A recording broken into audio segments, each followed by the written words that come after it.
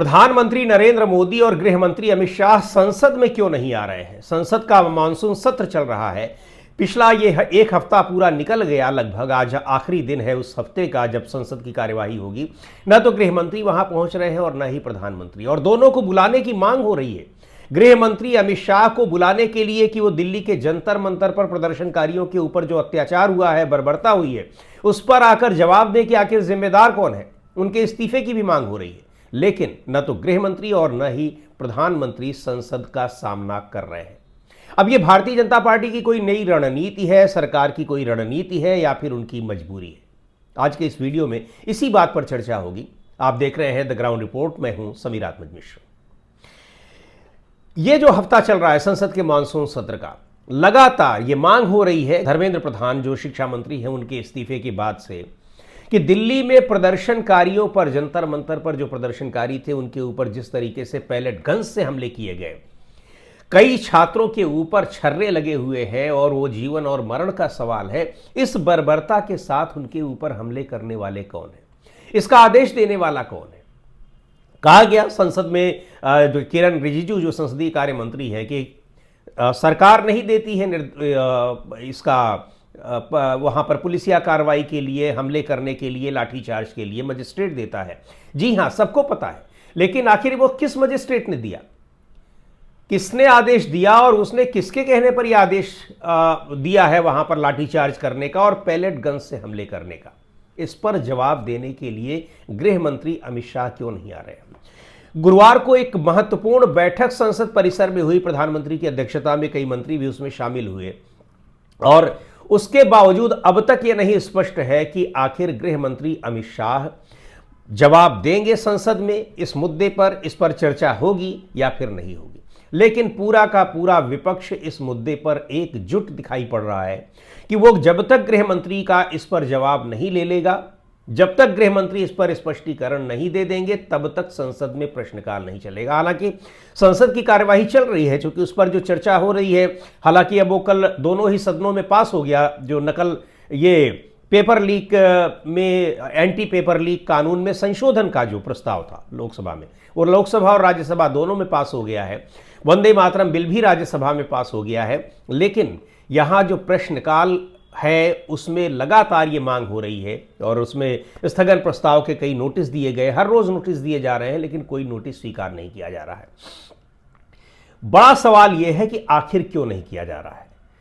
तो पहली बात यह है कि जो शुरू में ही हमने आपसे कहा कि इसमें दो चीजें हैं, ये रणनीति है या मजबूरी है। तो वास्तविकता यह है कि ये दोनों ही है। मजबूरी ये है, अच्छा रणनीति ये है। पहले तो हम लोग जान लेते हैं कि मजबूरी क्या है, उसके बाद रणनीति पर भी बात करेंगे। यहां एक बात ये जानना बहुत आवश्यक है कि हर मुद्दे पर चर्चा के लिए कोई जरूरी नहीं है कि प्रधानमंत्री और गृह मंत्री वहां पर रहे हैं। खासतौर पर प्रधानमंत्री, कोई जरूरत नहीं है प्रधानमंत्री के लिए। तो यहां तक कि उनके पास अपने जो मंत्रालय हैं उनसे संबंधित जवाब भी अगर देना है तो कोई जरूरी नहीं कि प्रधानमंत्री दे।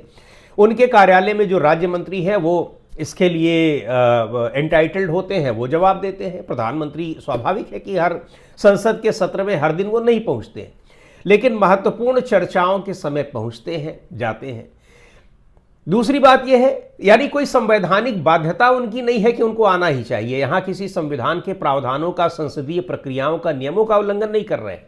लेकिन इतना महत्वपूर्ण सवाल है, इतना बड़ा सवाल है, देश की एक व्यवस्था से संबंधित सवाल है। चूंकि वहां पर जो छात्रों के ऊपर हमले हुए हैं वो केवल यही नहीं है कि लाठीचार्ज किया गया, उनके ऊपर आंसू गैस के गोले छोड़े गए, उनके ऊपर पैलेट गन से हमले किए गए, उनके ऊपर वहां पर कीले लगे हुए डंडों से वार किया गया। ये सारी चीजें अपनी जगह है।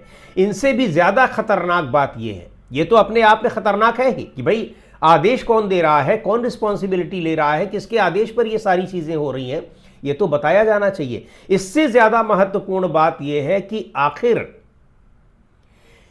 ये जो पुलिस के साथ सिविल ड्रेस में लोग थे और ये भी उसी तरीके से डंडे बरसा रहे थे छात्रों के ऊपर जिस तरीके से पुलिस वाले बरसा रहे थे, आरएएफ वाले, रैपिड एक्शन फोर्स वाले बरसा रहे थे, ये कौन लोग हैं? और ये कौन लोग हैं, इनको जानना इसलिए बहुत जरूरी है कि क्या पुलिस या पुलिस की आड़ में सरकार कोई अपना एक पैरेलल मिलिशिया तो नहीं बना रही?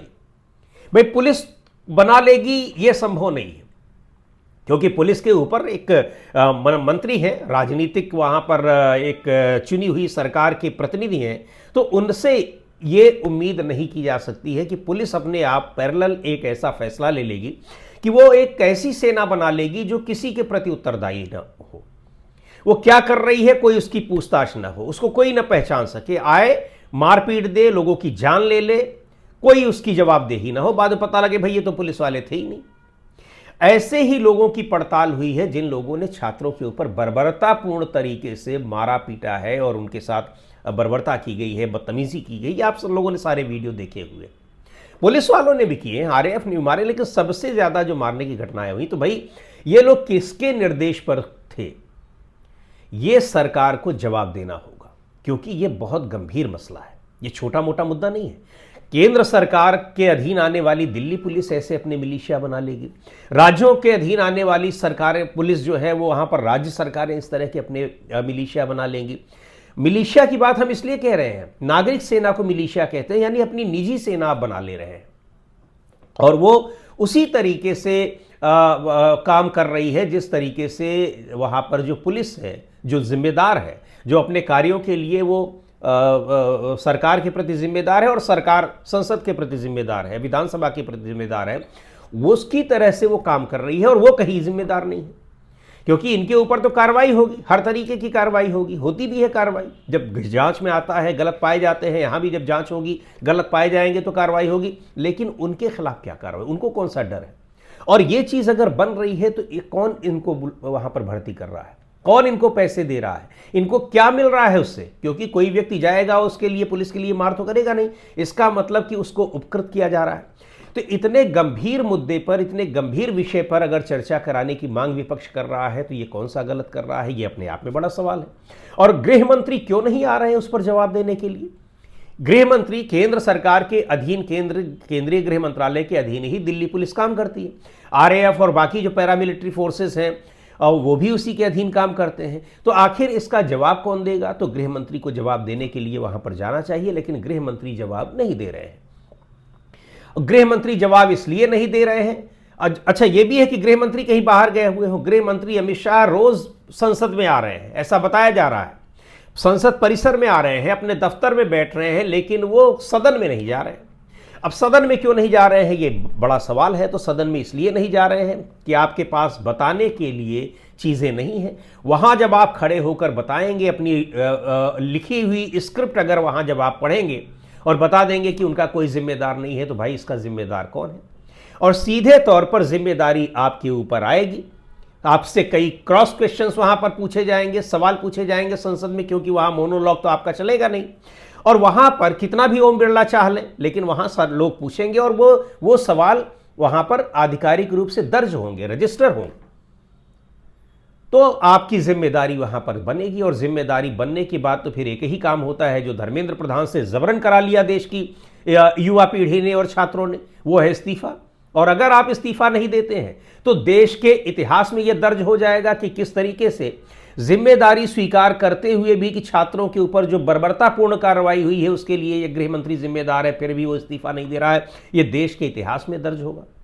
तो ये वहां पर वजह है जिसकी वजह से नहीं जा रहे हैं। रही बात रणनीति की, तो कई बार ये होता है कि तमाम मुद्दों पर उस विभाग के मंत्री जाते हैं या उस राज्य मंत्री चले जाते हैं जवाब देने के लिए, लेकिन यहां पर अगर गृह मंत्री अमित शाह है और प्रधानमंत्री नहीं आ रहे हैं, अब हम फोकस करते हैं गृह मंत्री अमित शाह, तो यह है कि इसमें गृह मंत्री अमित शाह को ना लाया जाए, पूरी कोशिश कर दी जाए और यह दिखा दिया जाए कि वो कितने पावरफुल हैं, कितने महत्वपूर्ण हैं, और विपक्ष के कहने के बावजूद उनको यहां पर जवाब देने के लिए नहीं लाया गया। यानी एक तरीके से उनकी सुप्रीमेसी स्थापित करने की, स्टैब्लिश करने की कोशिश हो रही है कि अब वो प्रधानमंत्री जैसी हैसियत में ही और सारे फैसले वो खुद ले रहे हैं।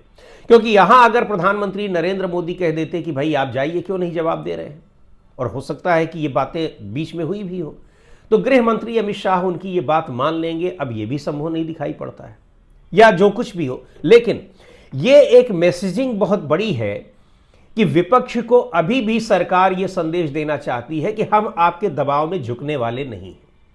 धर्मेंद्र प्रधान का इस्तीफा हो गया, वो विपक्ष भी मांग कर रहा था, लेकिन उसके पीछे लॉजिक ये दे दिया गया कि ये यहां पर जो छात्रों का प्रदर्शन था और खास तौर पर उसका क्रेडिट जो सरकार दे रही है वो कॉकरोच जनता पार्टी को दे रही है, जिसके बारे में कहा जा रहा है और हमने भी उसके बारे में वीडियो यहां बना रखा है कि वो भारतीय जनता पार्टी और आम आदमी पार्टी का ही एक प्लांटेड तरीका था जहां वो बैठ गए थे। वहां प्रदर्शन करने वाले वामपंथी दलों के भी तमाम लोग थे और बहुत से ऐसे छात्र थे जिनका किसी दल से, किसी संगठन से मतलब नहीं था, लेकिन वो कई दिनों तक वहां पर प्रदर्शन के लिए पड़े रहे और बहुत सारे छात्र आते जाते रहे, पर सरकार ने उसका क्रेडिट दिया कॉकरोच जनता पार्टी का।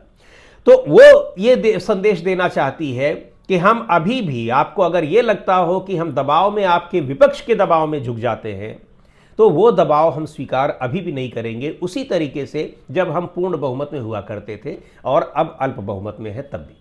लेकिन ऐसा लगता है कि ये मैसेजिंग सरकार की बहुत गलत दिशा में जा रही है, क्योंकि इस मुद्दे पर सरकार के सहयोगी दलों में भी एक रूपता नहीं है। कई ऐसे दल हैं जो सरकार के इस कृत्य से नाराज दिखाई पड़ रहे हैं, क्योंकि जंतर मंतर वाली कार्रवाई वही नहीं हुई केवल जंतर मंतर पर ही, ये कार्रवाई उन जगहों पर भी हुई, खासकर बिहार में, पश्चिम बंगाल में, जहां भारतीय जनता पार्टी की सरकारें हैं।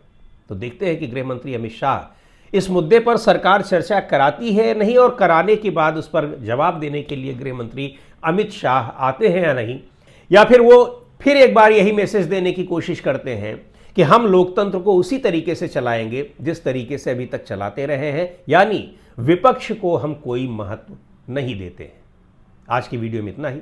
अगले वीडियो में फिर मिलेंगे एक नए विषय के साथ, एक नए मुद्दे के साथ।